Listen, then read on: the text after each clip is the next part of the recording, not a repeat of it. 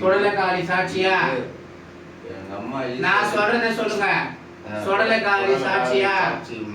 இனி தொடமாட்டேன். சத்தியம் பண்ணுங்க. முக்கால் சத்தியமா. இதே மாதிரி எத்தனை முறை சத்தியம் பண்ணிக்கிறாருல? இல்லம்மா பண்ணிருக்காருல?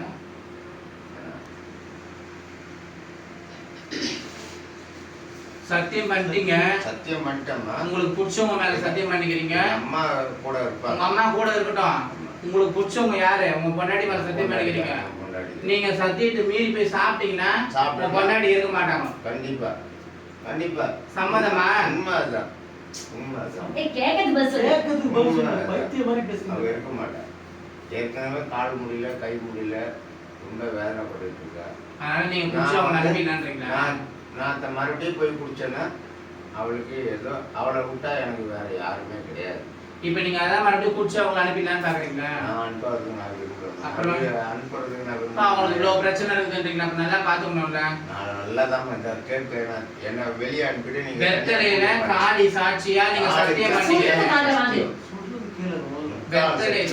நான் சொல்றதை கேளுங்க. வெத்தலையில காளி அம்மா முன்னாடி சத்தியம் பண்ணிக்கிறீங்க உங்க பொண்டாட்டி பேர் சொல்லி.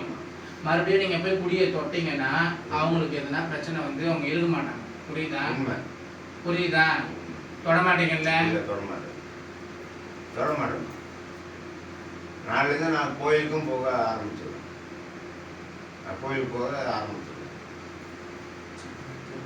எனக்கு அந்த அம்மா தான் எனக்கு பேசுறீங்க.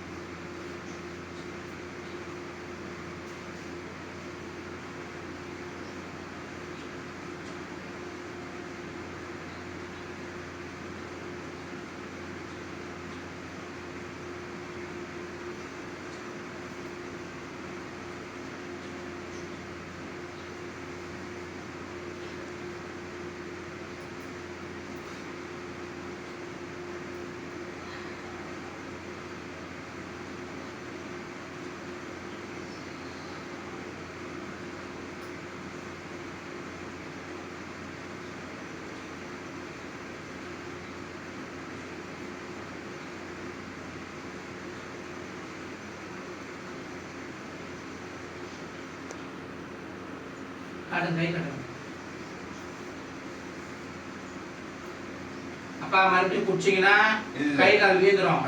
நான் சொல்லிட்டேன். புரியுதா? கயிறு கட்டி நீங்க மறுபடியும் போய் குடிச்சிட்டீங்கன்னா நான் பொறுப்பு இல்லை. திருப்பி உங்க கை கால் வீந்ததுன்னா நீங்க எங்க தூக்கி போனாலும் சரி பண்ண முடியாது. சொல்லிட்டேன் நான்.